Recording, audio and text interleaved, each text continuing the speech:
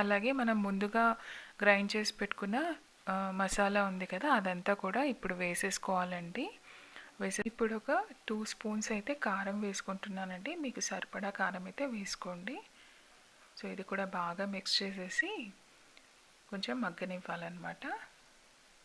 తర్వాత మనం ముందుగానే చింతపండుని అయితే నానబెట్టుకోవాలండి, ఒక నిమ్మకాయ సైజ్ అంతా. అయితే చింతపండు రసం అంతా కూడా తీసేసి ఇలా మనం దీంట్లో అయితే పులుసులో అయితే పోసేసుకోవాలన్నమాట. ఇది కొంచెం బాగా మరగాలన్నమాట, ఒక మూత పెట్టి మరగనివ్వాలి.